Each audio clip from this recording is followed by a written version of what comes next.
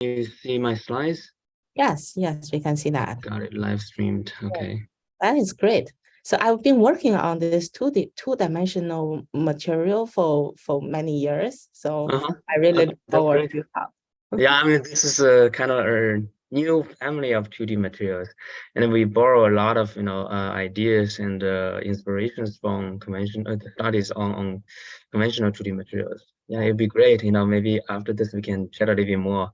I know you mostly do simulation, and maybe this is experiments, and naturally it's easy to collaborate. Yes, of course. Okay, so now we already on YouTube. Yeah. Yep. So we start. Just give me a second. Sorry.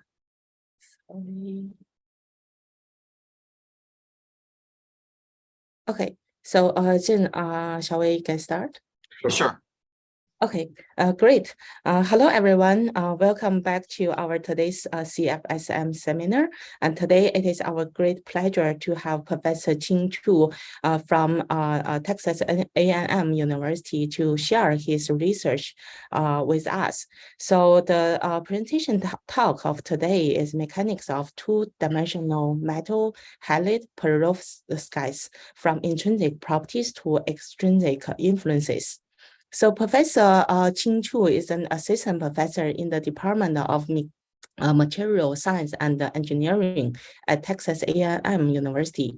He received his bachelor in theoretical and applied mechanics from Peking University in 2011 and a PhD in mechanical engineering and material science with outstanding dissertation award from Duke University in 2017. During his PhD, he also obtained a certificate in nanoscience and a master of MA in economics. He then did a postdoc in the Department of Material Science and Engineering at Northwestern University, during which he was selected as a recipient of American Vacuum Society Electronic Materials and Photonics Division Postdoctoral Travel Award in 2019. He is interested in understanding and engineering the surfaces and the interfaces in advanced functional material from a mechanics perspective to design and optimize their functional properties for applications. He also won the ACS Petroleum Research Fund Doctoral New Investigator Award and the ASM Robert M. and Mary Young Investigator Award in 2021. So with that, let's welcome our today's speaker and Professor Chu. So please feel free to start your today's presentation. Thank you. Thank you, Jia and Dan, for the invitation, and thank you for the long and generous introduction. So my name is Qing Chu, and I'm currently working in Texas A&M University. And today I'm going to talk about, hopefully, to provide some mechanical insights into the structural property relationship of emerging two-dimensional materials called two-dimensional metal halide perovskites. And we will look into the intrinsic properties and how will the extrinsic stimuli affect these materials' mechanical behavior. So, okay, seems my slides is not moving. Let me see. Next, okay, it's moving.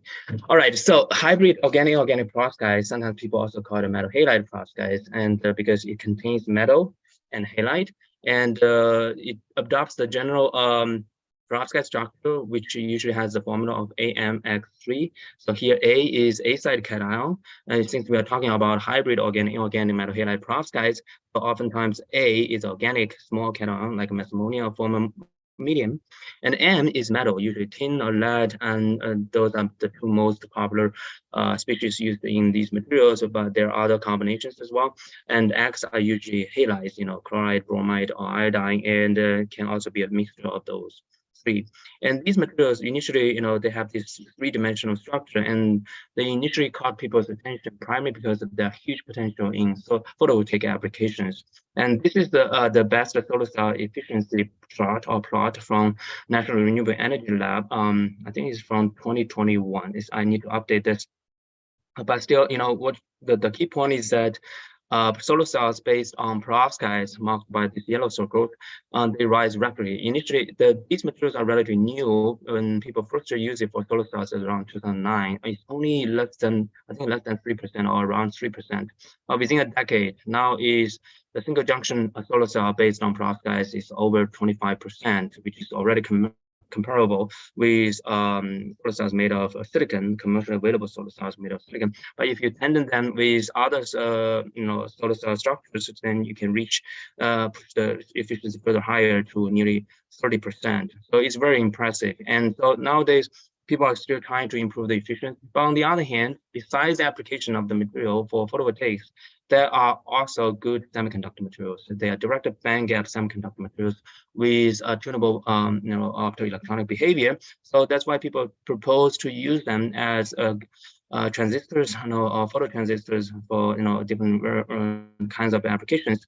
On the other hand, the A-side cation, which I mentioned earlier, they have some polarization, and they can relatively freely rotate in these materials, and also the ions can move around as well. And these features of the material lead them to application potential in memory devices, as demonstrated in this paper in 2016. And also, as I will show you later, people report that they are very soft, compared to other semiconductor material like silicon or gallium arsenide, and the flexibility in these enabled by the fundamental structure of these materials kind of endow them with application potentials in flexible electronics as well.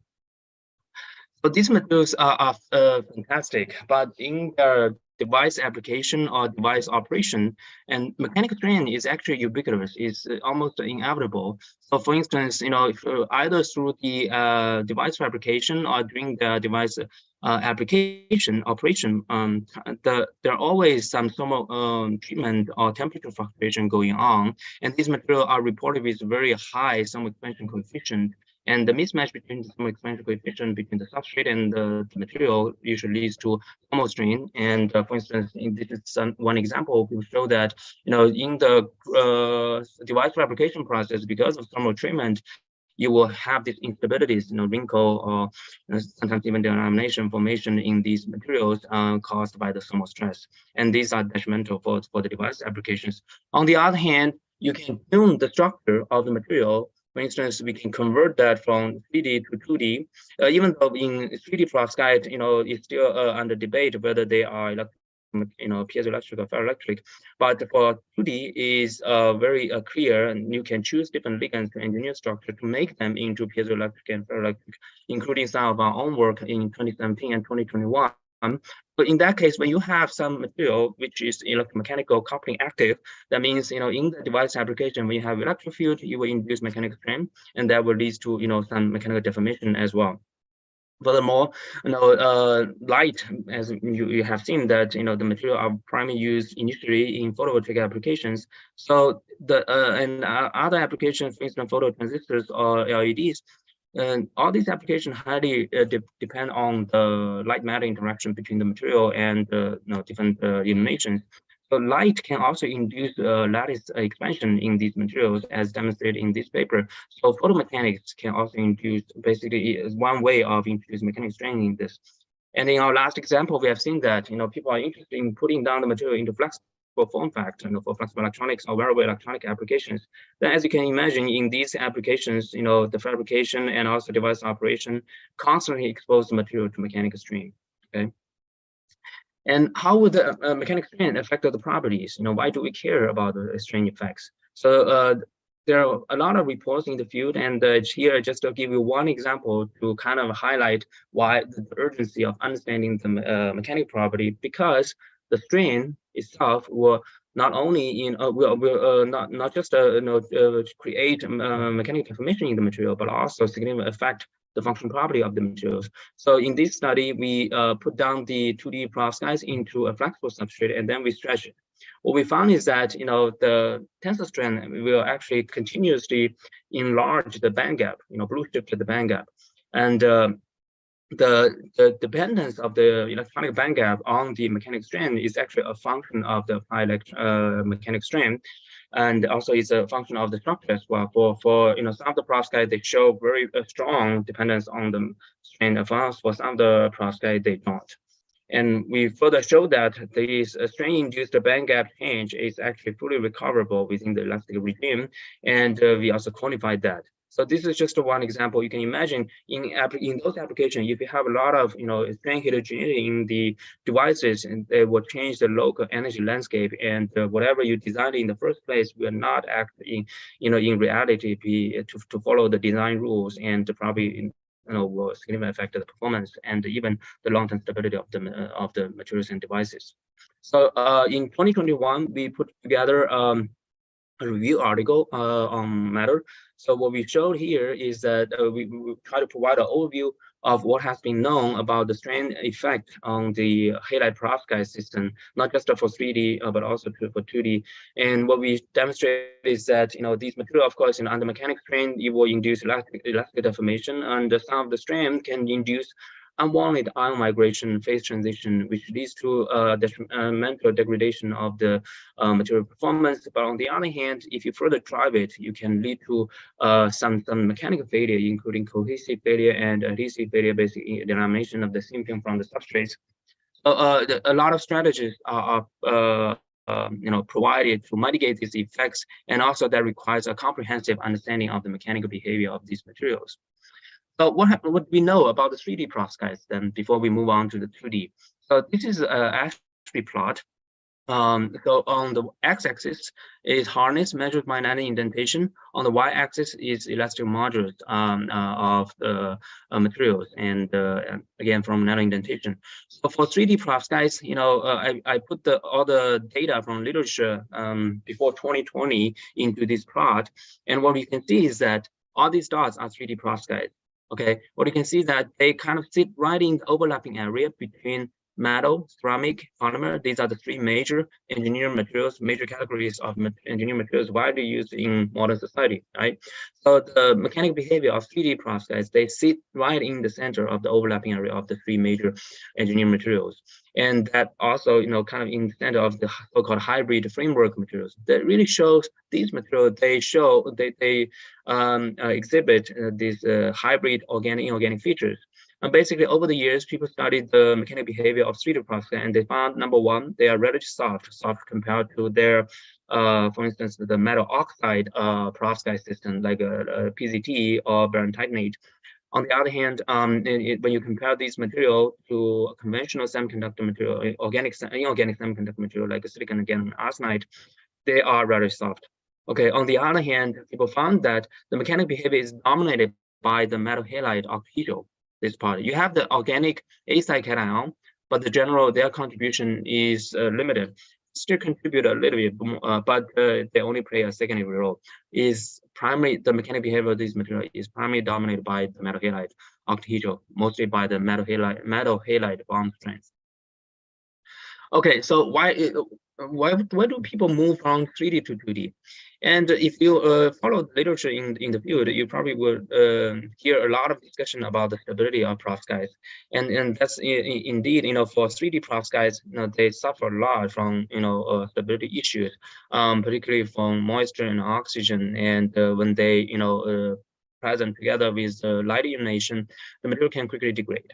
Okay, and so to improve the chemical stability, people come up with a strategy. If the primary issue are coming from the water moisture, and people try to order slice the lattice structure of the 3D perovskites, and then you can insert these organic ligands with hydrophobic features into the ligands, into the crystal structure. Then what you have is organic, inorganic framework, this metal halide framework, is sandwiched by organic ligands. So you have alternating organic, inorganic, organic structure, and each repeating unit has this sandwich structure, and they interface with each other through this van der Waals interface, right?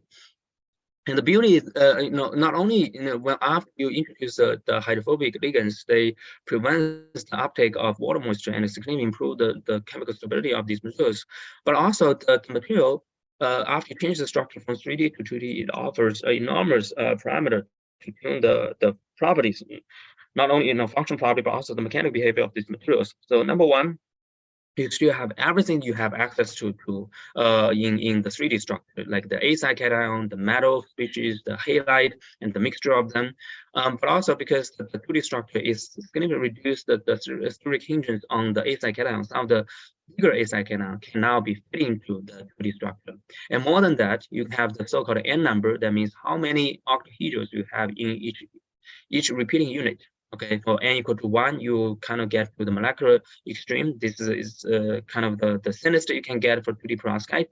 Or you can get n equal to 3 or 2, all the way to infinity. Of course, for single crystal growth, and now the world record is like n equal to 7. Anything beyond n equal to 7 has not been proved yet.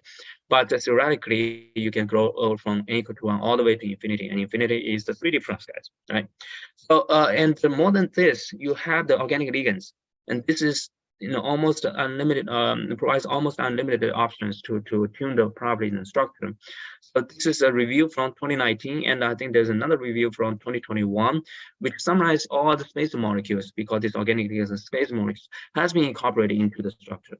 Okay, and of course it's hard to kind of read each image of them. The point is that there's so many of them, and the total number is still growing. So it provides huge parameter for primary space to tune the properties of these materials.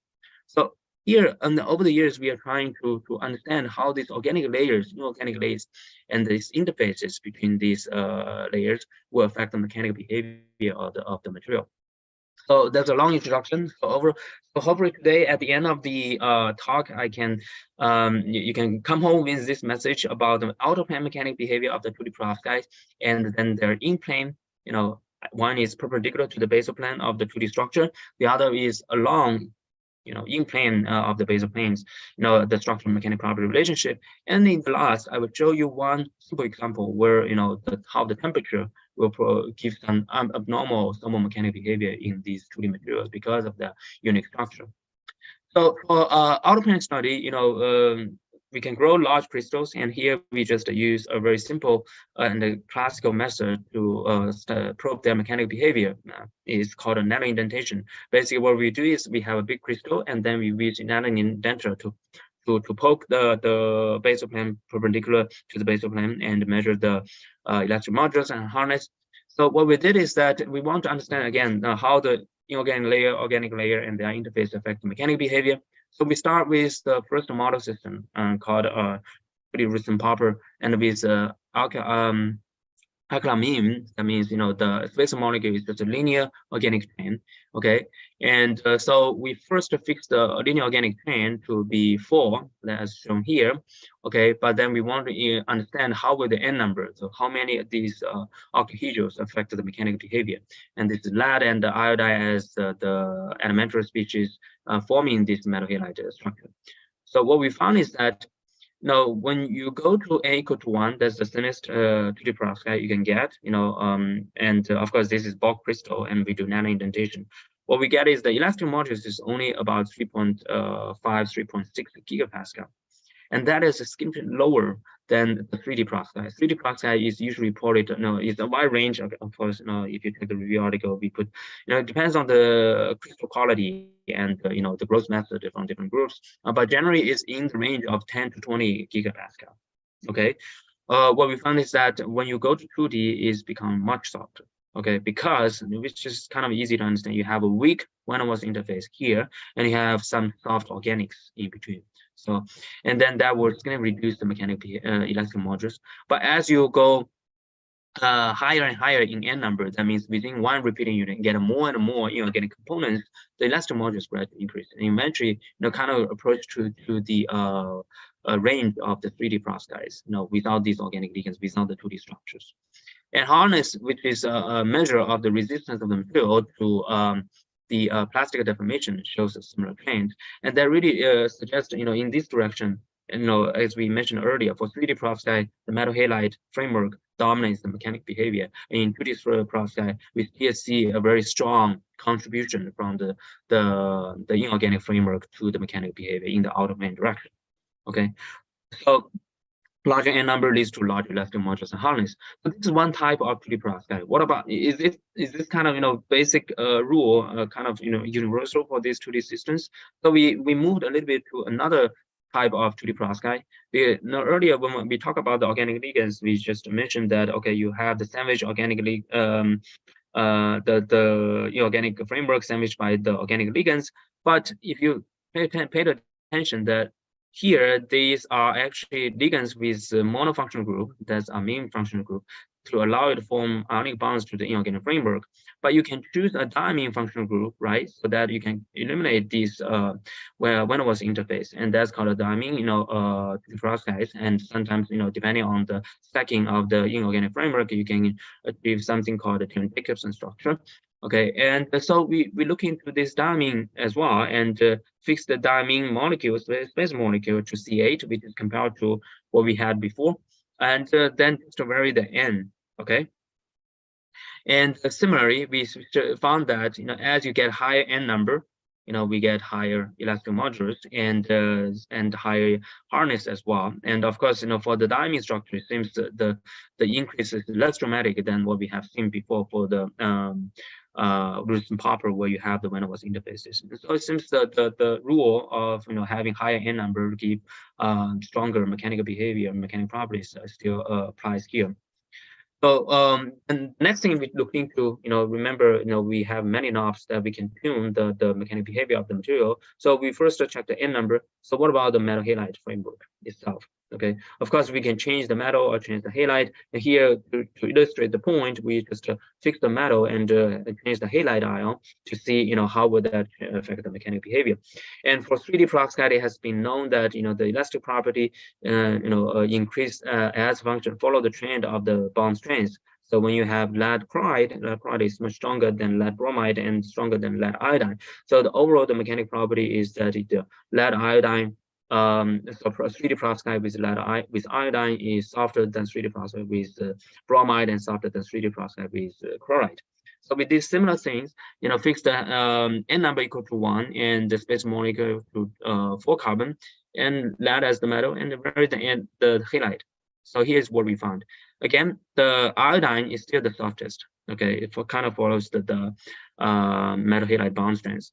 And when you go to bromide, the mechanical overall the trend kind of matches to the 3D perovskite, but again it saturates faster than the 3D perovskite. So the difference difference between bromide and chloride is not as significant as those in 3D case.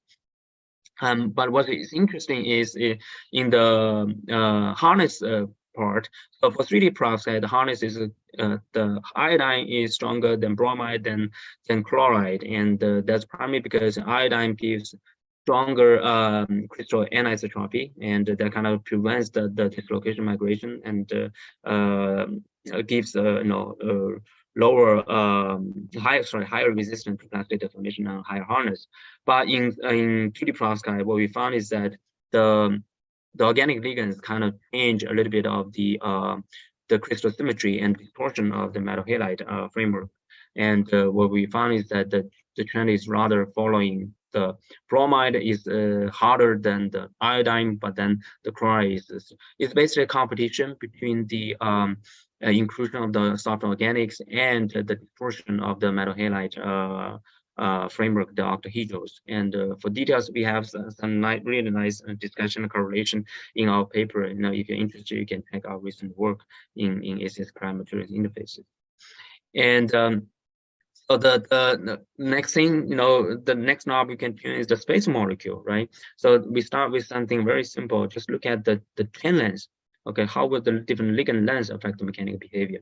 So we have shown that we have 4 carbon, and we can vary that all the way to 12 carbon or even longer.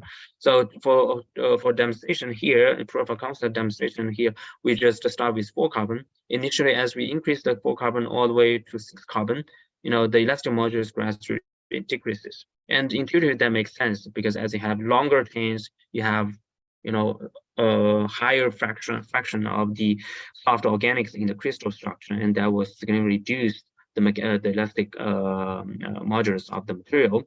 And we found a similar trend in the hardness. They kind of provide less resistant to plastic deformation.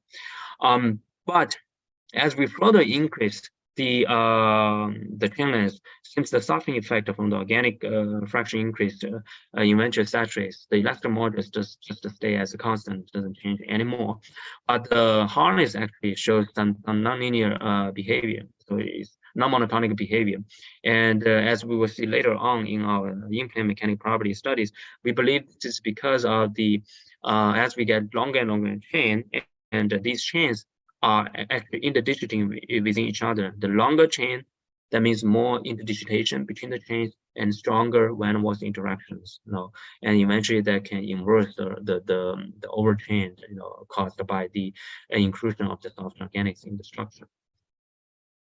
And we showed that, in not only in the Rosen-Popper with monoamine space molecules, but in the diamine case, if we change the chain length, for instance, in this case, they will have similar effect. For instance, when we change the 4, basically the chain length is one is 9, which is in black, versus when is 4 carbon, then the shorter chain, basically small amount of organic components will be give much higher elastic modulus compared to the case when you have much longer chain.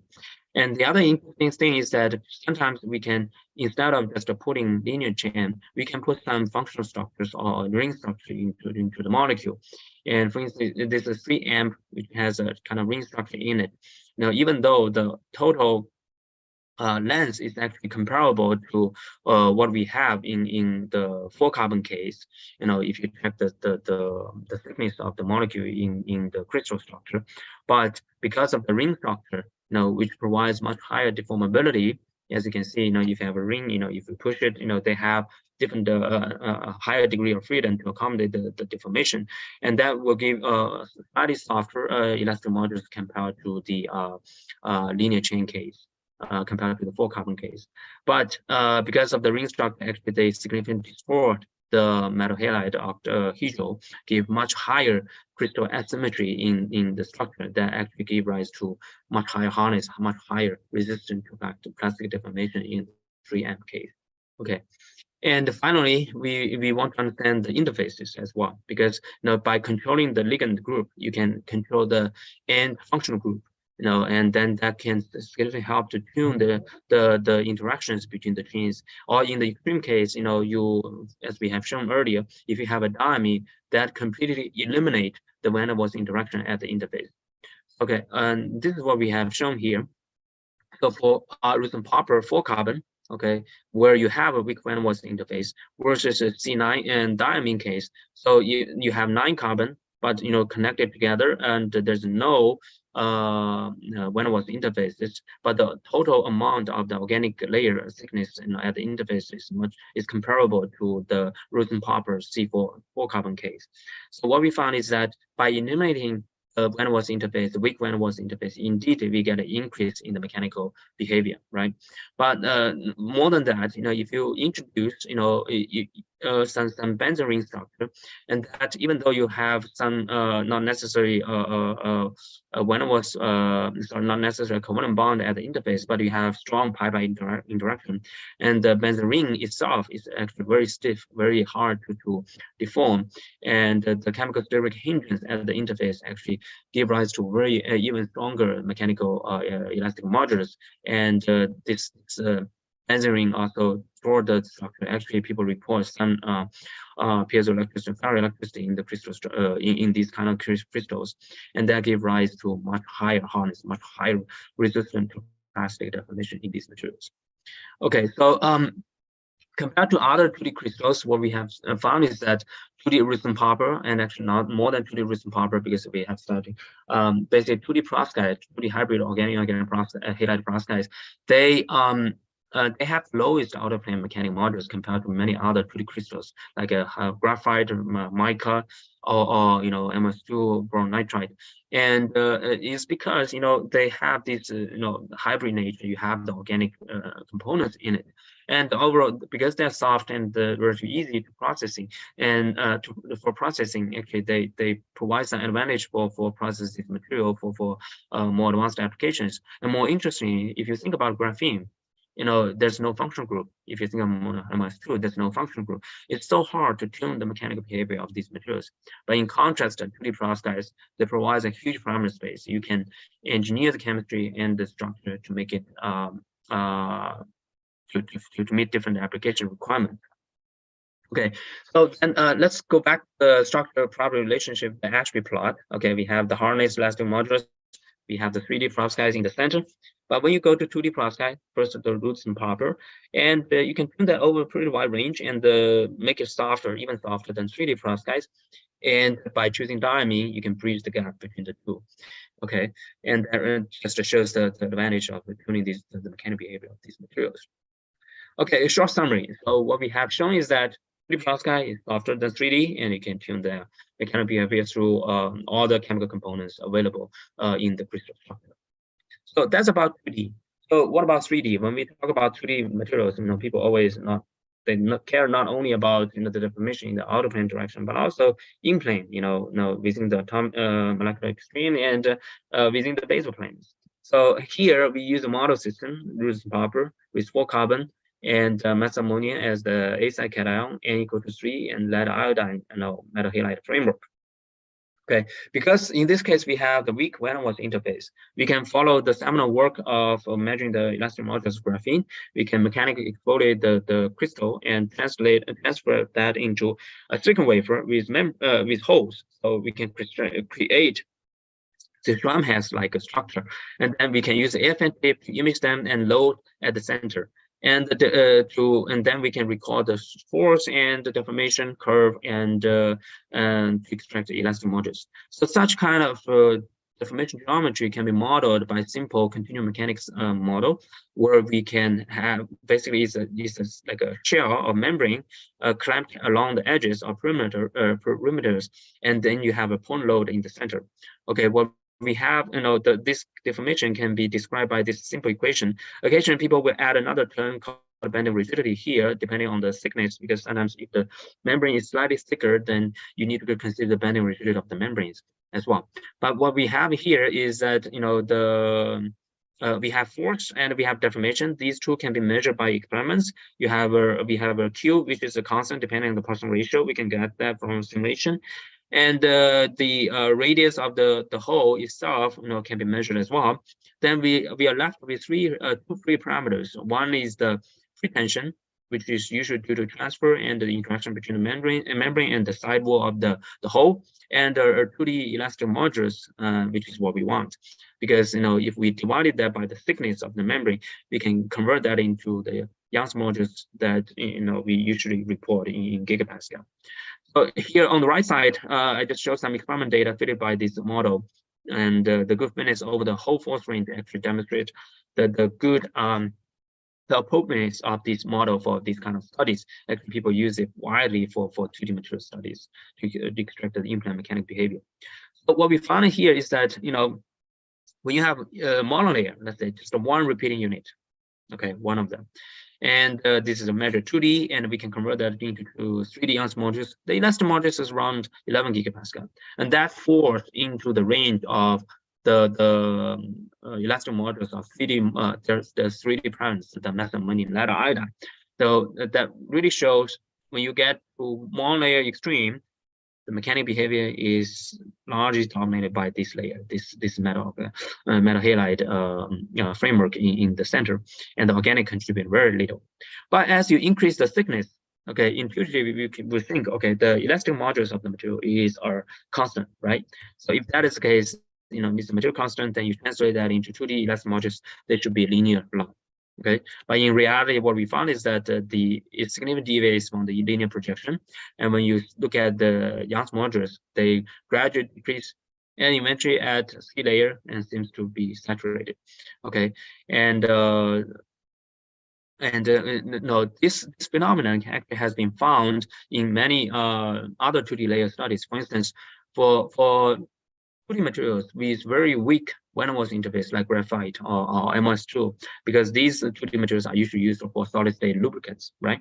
So in that case, people usually also found the elastic modulus gradually decrease as a function of the thickness, and eventually saturates around 3 to 4 layers.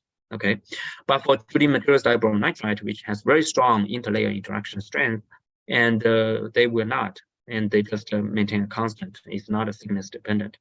And what people found later on, through combined series experiments, is that this decay of the elastic modulus as a function of thickness in those 2D materials with weak van der Waals interface is because during the mechanical deformation, the layers, each individual layers, they slide against each other, and the sliding is recovered, can be recovered or reversible, and when you unload, they will come back. And we believe that now experimental data shows similar trend, and that's just the interfacial sliding is causing this thickness-dependent elastic modulus into the perovskites as well. And to further show that around 3 to 4 layers, these indeed saturates basically the sliding effect from van der Waals effect, when van der Waals interface, eventually saturates when we get to 3 or 4 layers. We started another a closed family of the C4N1, basically n equal to so what we have here in the black dots is C4N3, where you in each repeating unit you have 3 octahedrals.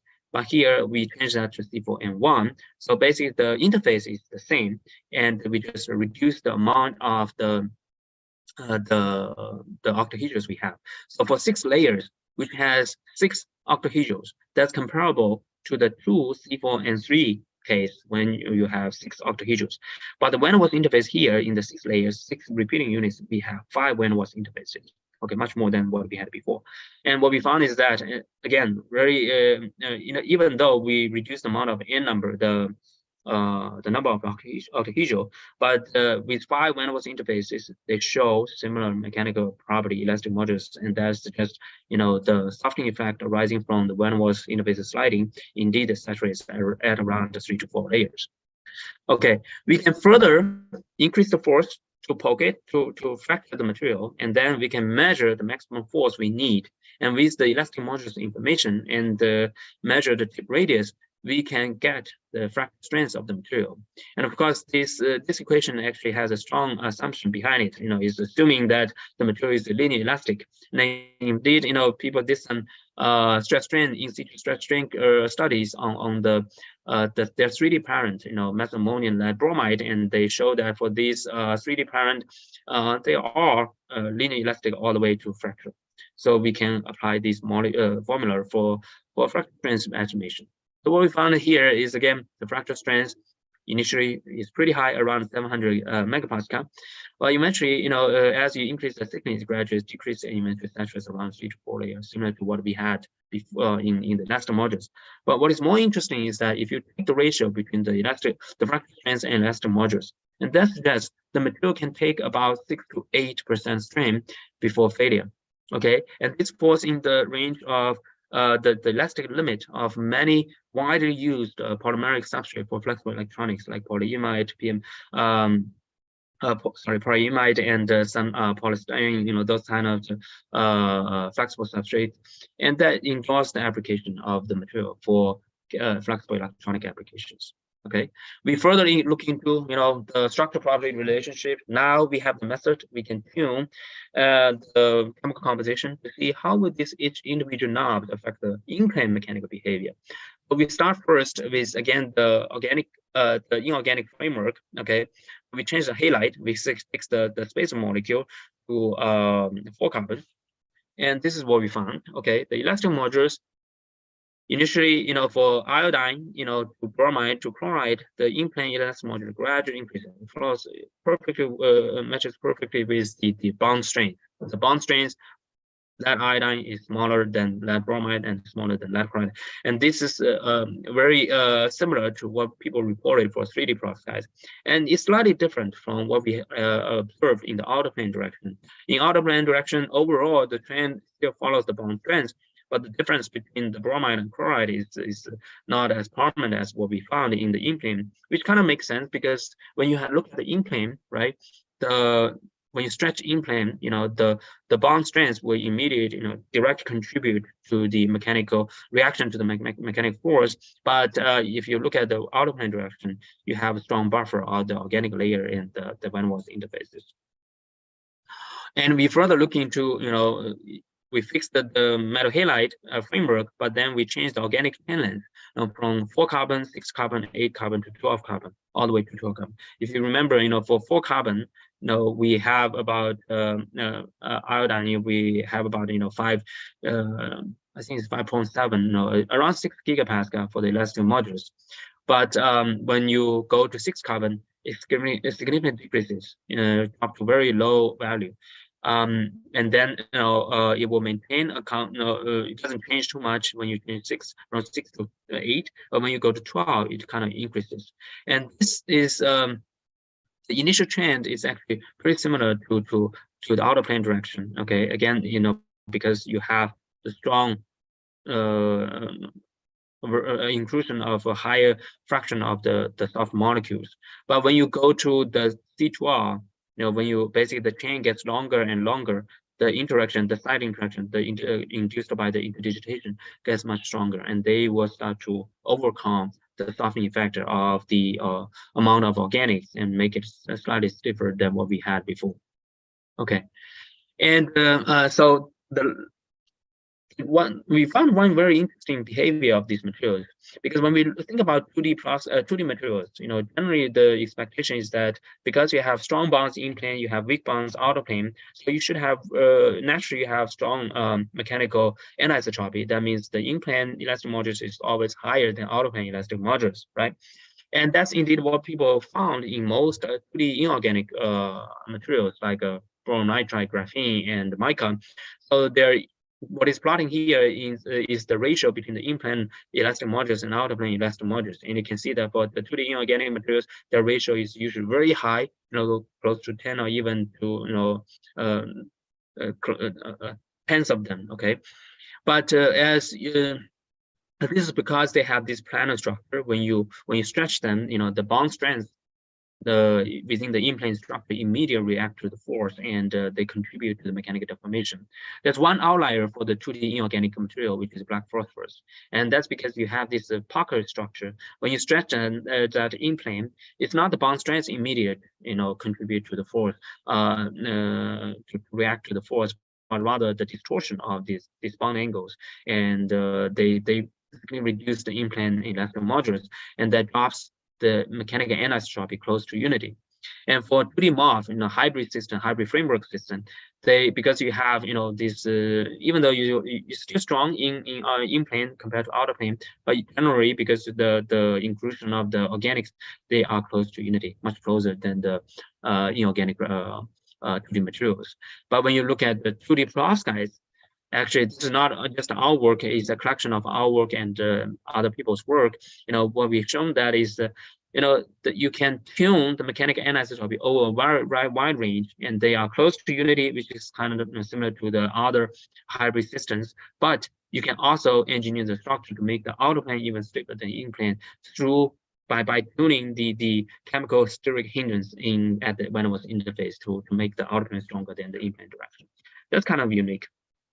Okay, so a short summary. So in-plane mechanical property, we showed the Young's modulus of monolayer is pretty strong compared to 3D, and the interfacial mechanics happening is weak in 2D case, and they cause the decay of the mechanical property as a function of thickness, and they can be tuned over a wide range by the composition and even change the mechanical anisotropy. Okay, in the last few minutes, I'm going to talk about the external stimuli effect on the mechanical behavior.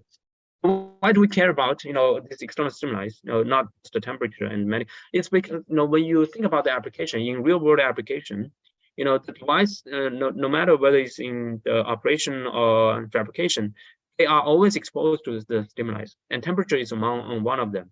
Okay, I just give some example here. For instance, for solar panels, the photovoltaic industry requires that this solar panel has to pass some temperature cycling test. And that's because, in a typical solar panel, you can imagine that, the weather will change, you will have temperature fluctuations, and then you have local hotspots, and the hotspot can be really high. The temperature can sometimes reach over 100 degrees, not only caused by the sunlight, but also sometimes caused by the, defects or local through heating. And on LEDs as well, this is the some camera imaging shows some perovskite based LED. The local temperature can be really, really high. Okay, so the coexistence of the strain, which I have shown, in the very beginning, in the introduction part, and the temperature requires that, for real world application, we have to accommodate both of them, and to provide a good understanding of the thermomechanical behavior of these materials. What people know for other 2D systems, and generally, because a lot of the 2D materials, they follow this so-called anharmonicity, in the structure. Basically what means is that, you have a material, when you heat it up, generally there was some expand, and that means the mechanical the bond of the atoms, the bond length will be longer and the bond strength will be weaker, and then the mechanical property will drop, right? And that is called a thermal softening. And for instance, in graphene, people found that, the elastic modules gradually decrease as a function of temperature. Of course, for intrinsic graphene, usually this kind of decay behavior need to be found in very high temperature, not what's showing here. But for practical applications, when you transfer graphene onto substrates, you always have some organic chemical residues on the surfaces, and that will make this kind of decay behavior happen much earlier. So even within room temperature, below room temperature, you will see prominent thermal softening behavior in graphene. And the other system is the self-assembled nanoparticle, monolayer nanoparticle. Now you have the inorganic particle with organic ligands. Is a hybrid system. People also found that for these hybrid systems, the elastic modules gradually decrease. And there's some hysteresis as well, caused by the rearrangement of these organic ligands, because most of them are based on either stereochemistry or sunsetting chemistry on the surfaces. Okay, so we went on and slightly modified our system. So we put in a pellet heater cooler under the sample, and we changed the temperature, and simultaneously we measure the mechanical behavior. And similarly, similar to what we do before. And surprisingly, instead of expecting the thermal softening behavior, what we found is that, for instance, these are force curves, taken at temperature. The blue one is at room temperature. The orange one is at lower temperature, 5 degrees C. If it's thermal softening as other 2D systems, then what we should expect is that at lower temperature, at the same force, the room temperature one should have higher deformation. But indeed, here what we found is inverse relationship, right? So at same force, at room temperature, we get smaller deformation. That means the material is stiffer, and that's showing thermal stifting behavior. Okay, and we measured the elastic modulus, expected that, and we normalized that to the room temperature value. Indeed, we found as you drop the temperature, the mechanical property does not increase, but instead it drops to about 80% of the initial value. That's kind of abnormal. So we looked into the details to see what is really happening here. So what we found is that initially at room temperature, around 25 degrees C, this is what we have, the elastic modulus. But when we cool it down to 15 degrees C, the surface doesn't change too much. Okay, you have a nice membrane, but the elastic modulus already decreased. Okay, much softer. And then when we further cool down to 5 degrees C, now, because of the boundary conditions, sometimes in the mechanical strain, we start to see a little bit undulation in the material. But if you check the magnitude, it's only about 1 to 2. It's actually less than 1 nanometer. And so over this membrane, the diameter is about 1.5 micron. So it's very small, comparable to a lot of the undulation people reported in 2D materials caused by transfer itself. So we don't think that will cause the mechanical behavior change. And indeed, what we found is that it doesn't change too much after 15 degrees C. The study drops a little bit, but this drop is not statistically significant. Okay, when we cool it, heat it back to room temperature, it recovers to the similar shape, but the elastic modulus does not fully recover. Okay, and it's partially, and so that indicates there's some hysteresis. And one possibility is that because the experiment usually takes quite long, and as you can see, the mechanical strength, even though it's on the order of 700 megabar, but the local stress we apply by the AFN tip can be high, and we are concerned that because of the tip-induced damage, and that cause this kind of decay and hysteresis. So what we did is that we did a control experiment. Okay, so the experiment itself takes about 3 hours, and over the 3 hours, we do not change the temperature. Continue to scan the surface using AFN tip. Okay, what we found is that, okay, the elastic modulus doesn't change too much. It slightly dropped a little bit, but overall they are not statistically significant different from each other. Okay, but at the end of the 3 hours, we immediately cool down the temperature to 15 degrees C, and this is what we found. Once we cool it down, we see a significant drop. Okay, and after again 15 to 5, not much difference, but when we hit it back, it gradually increases and doesn't fully recover. Okay, and this is showing that consistently we see the thermal softening below room temperature, and it's not caused by tip-induced damage. What about on the other side, right? So on the other side, we heat it up, and we found that the thermal stiffening effect kind of continued a little bit, but to about 35 degrees C. But as we further heat the sample, it immediately dropped to very low, and when we get to 80 degrees C, is very, very small. Basically the material is very weak, and it'll be around 100 degrees C. We can't even do tapping mode AFM imaging. Basically the membrane will be broken by the imaging itself. Okay, and so what is really going on?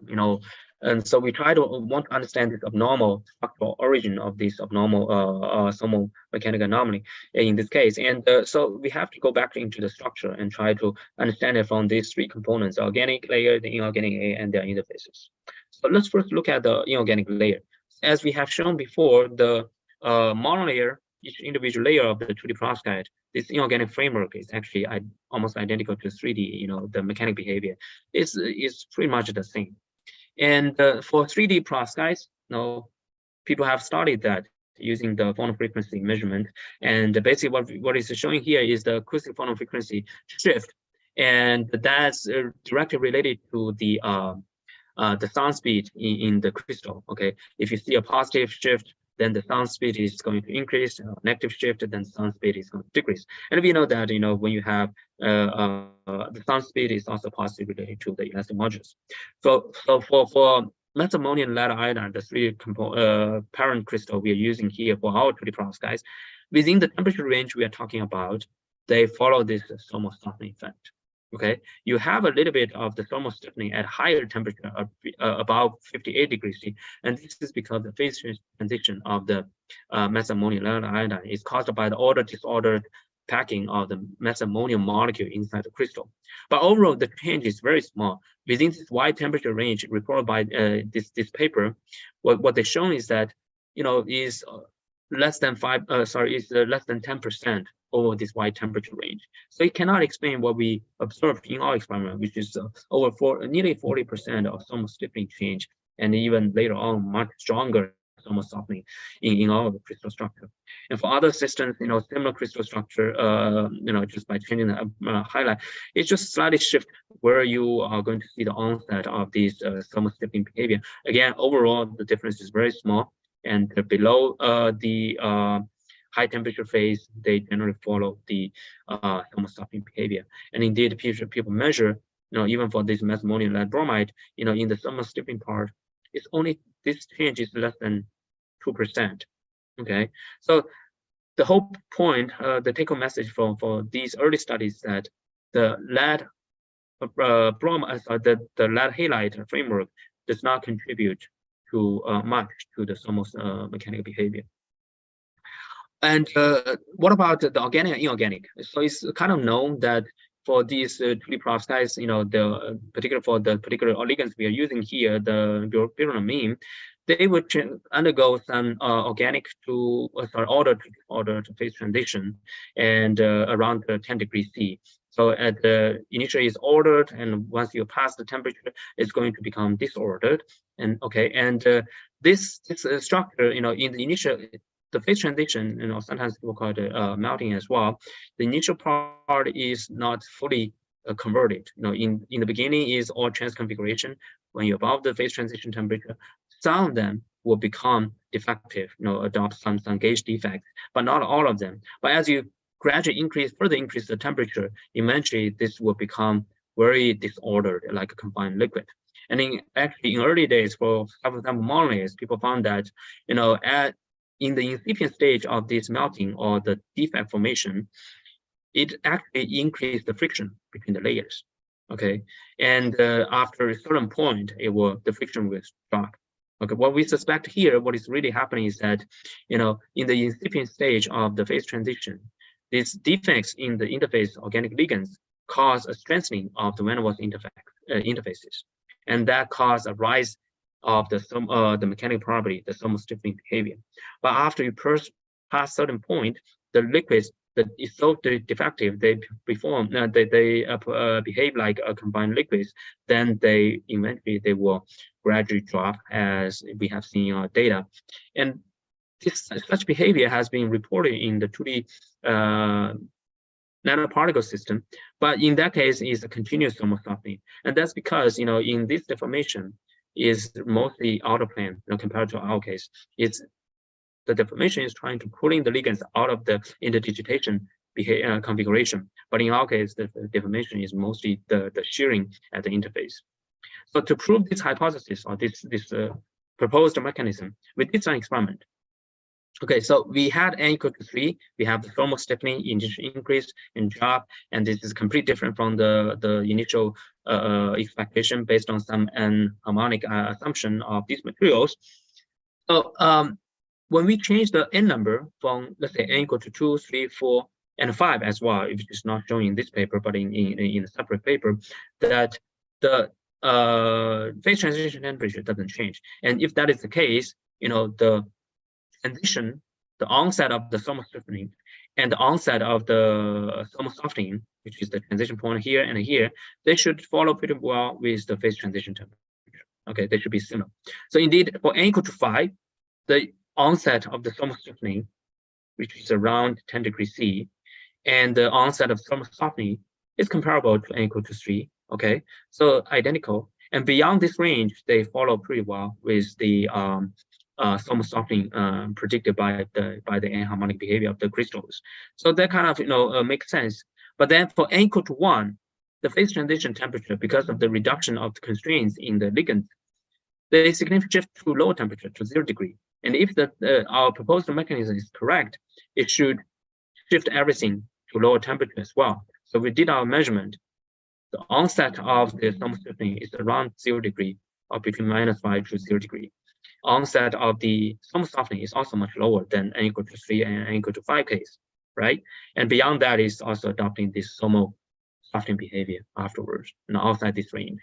And that kind of suggests, this is most likely caused by the phase transition of the organic ligand at the van der Waals interface, and that affects the transition of the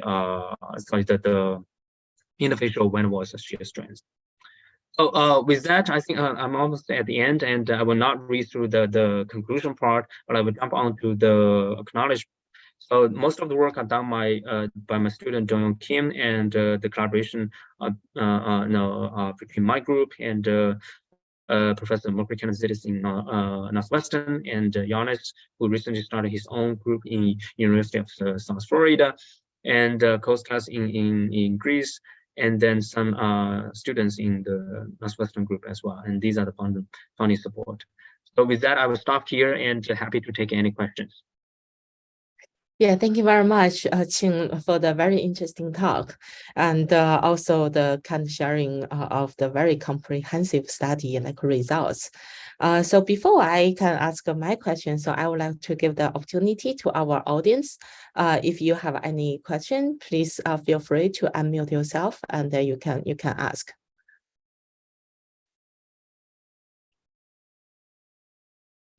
Any? So, Joanne, can I ask a question? Yes, please. Qing, thank you very much for the very interesting talk, cover many different perspectives in the material, 2D material. So one question I want to ask is you show that you show a plot in let me see on the slides 17. Okay. You show there's in the elastic modulus of the 2D and the 3D 17. 17, maybe it's faster this way. Yeah. Yeah. So here you show there's have 3D how it helps and 2D and 3D material. And Yes. I noticed that 2D, for the similar material, the 2D, the elastic modulus is much lower than the 3D material. Yes. Usually when I read the literatures, I noticed that the 2D material, the elastic modulus usually is much higher than the 3D material, because the defect, the interfacial defect you mentioned later, maybe you have interfacial styling, this kind of thing, where make three-dimensional the elastic modulus usually is lower. I'm not sure. Okay, I think there's some a small misunderstanding here, because when you read about, let's say, material, the elastic modulus is much stronger than their three parent. Most of the case, people are referring to the in-plane elastic modulus. For instance, graphene in-plane elastic modulus is 1 terapascal, but if you check the graphite, the outer plane direction is only 36 gigapascal, which makes sense. But if you check a perfect crystal of graphite, the in-plane elastic modulus is comparable. It's about 900 gigapascal, right? Yeah. And here, what we are plotting here is the outer plane, only for outer plane. Okay.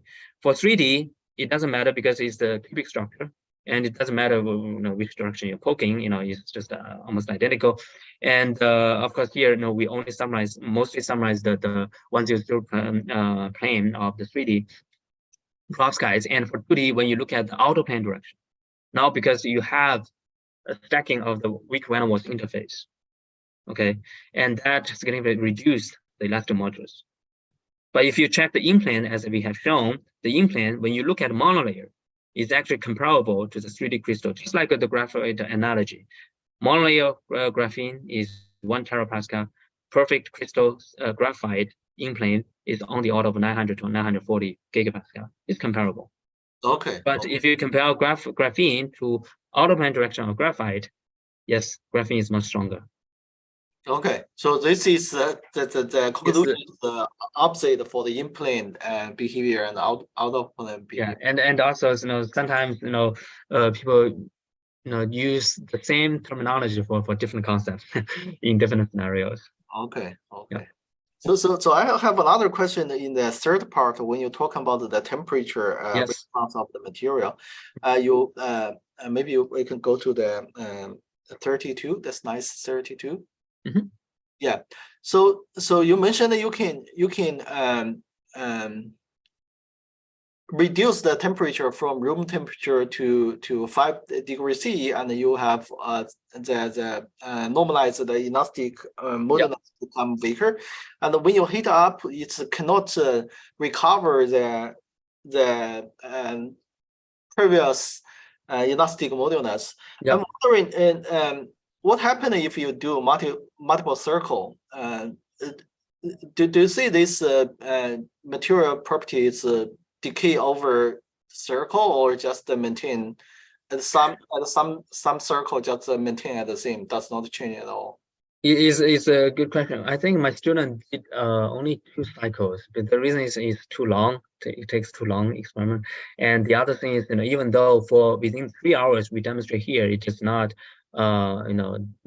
decay too much by the tip. But if you extend the time, eventually the tip will cause damage to the material because it's just mechanically not very strong. So in a short answer, if it's within 2 cycles, I think overall they are pretty stable. You can come back, for instance, here. The hysteresis here, what we have found, we suspect is caused by the configuration hysteresis in the phase transition, and which usually you can see that in DSC data as well. And basically, when you put it down, they undergo some configuration change. When you hit it back, there's a lag between the two. You have to hit it to higher temperature to reach to the original configuration to make it fully recover to the mechanical behavior. Okay. So that means for this material, for example, if you put on the normal environment, eventually the material behavior is not the volume you said, right? For example, you just put outside, Yeah, it's possible. 5 So degrees C is very easy to reach. 25 yeah, degrees C is also very, very. yeah, that's the whole whole point. We're trying to make this aware to the community that because the fracture, as we reviewed in our paper, the fracture behavior of the material is not very strong, and they can easily fail. And people come up with many different strategies, and a lot of the strategy depends on engineering the strain distribution in the device architecture. And the strain distribution is based on the knowledge of the elastic modulus. But if the elastic modulus changes as a function of temperature so dramatic, like what we're showing here, then your design, the strain distribution, will not follow. Basically, the actual strain distribution will not follow your design.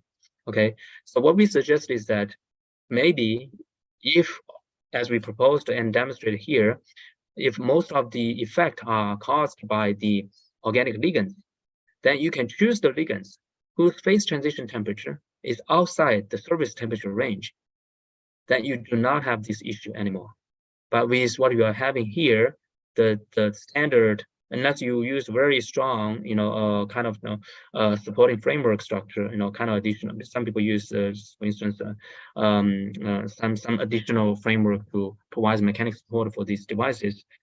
But unless you use that, if you're just relying on, for instance, for flexible electronics and just relying on the deformation capability of the material itself, then it's possible that they will fail pretty fast. And that's probably one reason why, the material is still suffering from, a lot of mechanical coupled stability issues in their real world applications. Okay, very interesting. Yeah. Thank you. Hi, Qing. Since we are on this Okay. page, maybe I can have a follow up, like a question. Sure. So here you are showing the scale bar, the color bar Yes. in nanometer. So may I confirm if that color just represent out of plane, like out of plane, just out of plane. Information. Okay, so what we're showing here is that in each plot you have XY, which is the in-plane coordinates. The color just indicates how much deformation you have in Z direction. Then I'm just curious, what is the technique or skill you have used here to measure the out of plane deformation? That's just the AFN standard tapping mode AFN. Okay. Using the AFN cantilever, well, basically the feedback is we maintain let's say a constant AFN tip sample interaction, and if there's any variation in the surface topography, the cantilever will pick it up, and then it will just provide us the information, and we can reconstruct the kind of 3D topography and geometry on the surface. That is very interesting because the AFM has a really high resolution, has a high sensitivity here. And also, what is the sample size like on your XY plane? Yeah, here the membrane, what we are showing here, the diameter is the 1.5 micron. Micrometer. Yes, micron. So that's our argument, because at 5 degrees C, we do see the morphology change a little bit, because from a conventional mechanics point of view, it seems that they might affect the results. But the argument is that if you look at the actual undulation in the membrane, it's around 1 nanometer over 1.5 micron. And this undulation change is actually comparable to a lot of reported morphology in just transfer itself of many other 2D materials, just caused by transfer itself. And so we don't think that's the cause, but rather it's purely by temperature, and plus the 15 degrees C where there's no morphology change, but the mechanical property just drops. I see. Yeah, that is interesting. And also, meanwhile, so seems for your new material, the mouse material, so you can do a well control in terms of the portion of the organic part and the inorganic part, so that you can somehow control the mechanical properties such as mass modular and the Poisson ratio. So I'm just wondering. So for example, when you as Zen asked, so for the Young's modular, so basically you report the out of plane Young's modular, and I'm just wondering if you also measure the in plane like Young's modular. Yes. So the first section is all about out of plane. In the section when we do this membrane, it's all about in plane, and including thermal mechanics, it's all about in plane. Then do you have the stress strain curve? It's usually not by stress strain curve, as we have shown here. Is we use this geometry Oh, you use the indentation. Yeah, is indentation of a suspended membrane. And in the low force range, if the deformation is very small, it's dominated by the pretension, the bending of this membrane. But when you have high deformation, basically this delta gets very high, you get to this cubic range. And in the cubic regime, the dominant force is the in-plane stretching. And then from there, we can extract the in-plane elastic modulus. Yeah, so seems this model is based on the assumption of elastic behavior. I'm just curious because your material has a very complex structure. So maybe you also have some viscous. That's a very good question. It might have some viscosity, but we never checked that. And particularly, if you consider that sliding and the recovery, that naturally should induce some viscosity. Yeah, and also if you think about if you think about the melting of the organic ligands, then you should. Another viscosity. But what we found is that of course, if we poke it, break it, then it's a different story. We will see failure basically. But if within the failure, we don't push it too hard, we unload, and usually when we analyze the curve, we have to choose those doesn't show any hysteresis. That indicates the material has been fully elastic recovered. Yeah, but I think if you can have somehow do the in situ like a tensile test, it might be challenging. It's challenging. So for graphene MS2, people usually do, for instance, Professor Jun Lo and others, use the in situ TEM stuff. But this material, because of the hybrid nature, they are beam sensitive. So the moment you put electron beam on it, is deformed. And we are developing some in situ AFM based in situ tensor tester techniques. So without incorporation of the electron beams. It's challenging. It is challenging.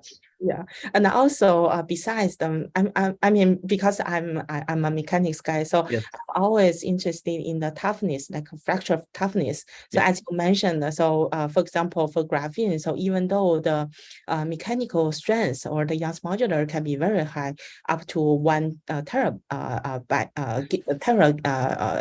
Pascal.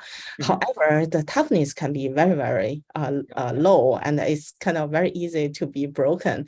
So I'm thinking, so seems your material has the advantage in tailoring the soft part together with.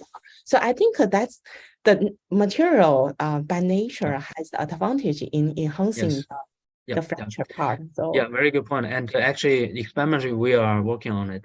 So in my review article, we actually proposed that as well, and we summarized what people already know regarding the fracture behavior of these materials and their parent crystals, 3D crystals. For 3D perovskites, before a lot of the mechanics studies, people usually just make assumption that because of the nano indentation study, they indicate some softness of the structure. They think the fracture behavior will be good, fracture toughness will be good, they will be ductile.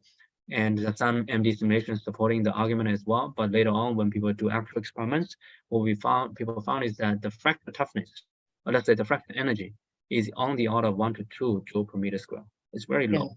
And the fracture toughness, I think, is on the order of 0.1.